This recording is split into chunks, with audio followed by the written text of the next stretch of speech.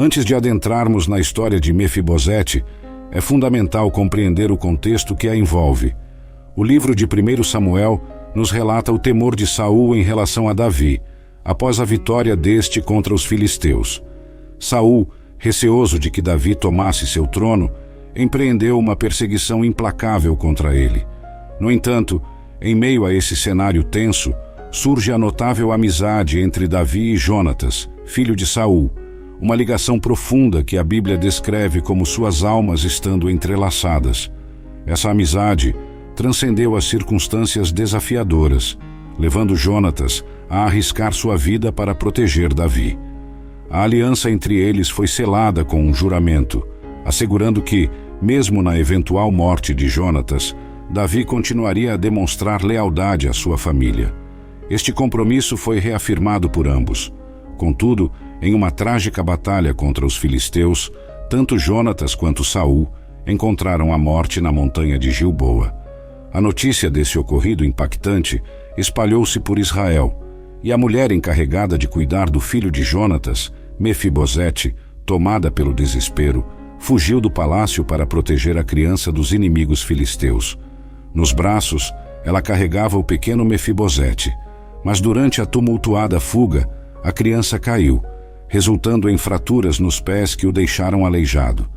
Dessa forma, Mefibosete foi levado para a cidade de Lodebar, um local marcado pela miséria e abandono. Apesar de ser uma cidade esquecida, tornou-se o refúgio para esse jovem marcado pela tragédia. A vida de Mefibosete mudou abruptamente, perdendo sua família, palácio e tornando-se aleijado. Sua narrativa é permeada por tragédias e frustrações, caracterizando-o como um homem marcado por traumas. Contudo, nesta história, descobriremos que Deus não desampara ou esquece de seus filhos. A jornada de Mefibosete é uma poderosa lição sobre a fidelidade divina, mesmo em meio às adversidades mais cruéis. Ao chegar em Lodebar, a sua criada, que se tornou uma refugiada, encontrou-se em uma situação incapaz de prover os cuidados necessários para Mefibosete, e por isso o deixou aos zelosos cuidados de Maquir. Nesse contexto, a casa de Maquir transcendeu sua função original e tornou-se um abrigo, um esconderijo, o porto seguro de Mefibosete. Dessa relação entre Mefibosete e a casa de Maquir, emergem duas lições valiosas. A despeito das muitas privações e dificuldades enfrentadas, podemos vislumbrar a mão de Deus cuidando de Mefibosete. Se não fosse pela providencial assistência de Maquir, a trajetória do jovem teria sido assolada pela fome e pela desesperança. Muitas vezes, em nossas próprias vidas, nos deparamos com situações difíceis que obscurecem a visão do cuidado divino. O sofrimento e a angústia podem ofuscar a percepção da obra de Deus. Recordamo-nos das palavras de Isaías 43:19. Vejam, estou fazendo uma coisa nova. Ela já está surgindo. Vocês não a reconhecem? Até no deserto vou abrir um caminho e riachos no ermo. O imperativo é confiar que Deus está atuando, mesmo quando nossos olhos não captam claramente. Foi na casa de Maquir que as feridas de Mefibosete foram tratadas e curadas.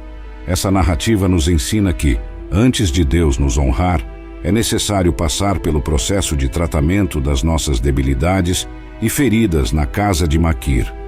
Com frequência, o Lodebar em nossas vidas tem o propósito de remover o orgulho e tratar o egocentrismo. Quando nossas feridas não são devidamente tratadas, elas podem aprofundar-se e dificultar a cura, afetando não apenas a saúde física e emocional, mas também os relacionamentos e a formação de nossa personalidade. O tratamento de Deus é a cura essencial que nos capacita a florescer, mesmo nos terrenos mais áridos de nossas vidas. Certa ocasião, Davi indagou: resta ainda alguém da família de Saul a quem eu possa demonstrar lealdade por causa da minha amizade com Jonatas? Segundo Samuel 9:1. Passaram-se 2 décadas, e Mefibosete, já adulto, torna-se pai. Seu filho é chamado de Mica. A trajetória de Mefibosete sofre uma reviravolta radical quando Davi, consolidado como rei de Israel, recorda-se da aliança estabelecida com Jonatas. Questionando seu servo Ziba sobre a existência de algum remanescente da casa de Saul para expressar sua lealdade e benevolência, Davi é informado por Ziba sobre Mefibosete, embora com a ressalva de sua condição de coxo. O relato revela a expressão preconceituosa e desdenhosa de Ziba ao mencionar: só sobrou um, mas é coxo. Este comentário denota preconceito e menosprezo, uma tentativa de manchar a imagem de Mefibosete, possivelmente motivada pelo desejo de Ziba de manter o controle sobre as riquezas da casa de Saul. Ziba, que administrava os bens da família, incluindo 20 empregados sob sua supervisão, via em Mefibosete uma ameaça à sua posição privilegiada. Davi decide imediatamente trazer Mefibosete de Lodebar. Ao encontrar-se com Davi, Mefibosete, temeroso, se prostra diante do rei, acreditando que sua vida estava em risco. Davi, no entanto, assegura-lhe que sua intenção é demonstrar bondade. Contudo, Mefibosete, marcado por uma visão limitada de si mesmo, expressa sua indignidade, comparando-se a um cão morto. Mefibosete, com uma visão distorcida de sua própria identidade, menospreza seu direito de príncipe. Incapaz de enxergar seu próprio valor, importância e relevância, ele se via como nada mais do que um cão morto. Enquanto Davi olhava para a aliança estabelecida, Mefibosete focalizava apenas em seus defeitos. Assim como Deus, que não observa nossas falhas e erros, mas olha para a aliança, Mefibosete nos convida a refletir sobre o olhar divino. Devido à cruz, somos aceitos em sua presença. Basta que nos humilhemos, nos arrependamos de nossos pecados e fixemos o olhar na sua aliança. O sangue de Cristo nos purifica de todo pecado. 1 João 1,7. Que a graça nos envolva de tal maneira que nossos defeitos e frustrações se tornem insignificantes, quase imperceptíveis, a ponto de desaparecerem de nossa própria vista. Vou restituir a você todas as terras que pertenciam ao seu avô Saul, e você comerá sempre à minha mesa. 2 Samuel 9,7. Imagine Davi, abaixando-se para estar na altura de Mefibosete e dizendo com ternura: não tenha medo, a partir de agora, você se sentará à minha mesa. Com um lugar garantido na mesa do rei, a honra, a paternidade e a filiação foram restauradas. Mefibosete deixou de ser um cão morto e passou a ser reconhecido como herdeiro real. Davi devolveu as propriedades de Saul e convidou Mefibosete a compartilhar diariamente da mesa real. Sentar à mesa do rei não era apenas sobre alimentação, era ter acesso a tudo o que o rei possuía. Incluía participar da intimidade da família real, estabelecendo um relacionamento pessoal com o rei. Literalmente, o gesto de sentar à mesa permitia que Mefibosete desfrutasse de todos os privilégios da realeza. O Senhor nos convida hoje a nos sentarmos à sua mesa, concedendo-nos acesso a tudo. Quantas vezes, porém, não conseguimos apropriar-nos do que o Pai oferece, perdendo a oportunidade de experimentar tudo o que nos pertence por direito?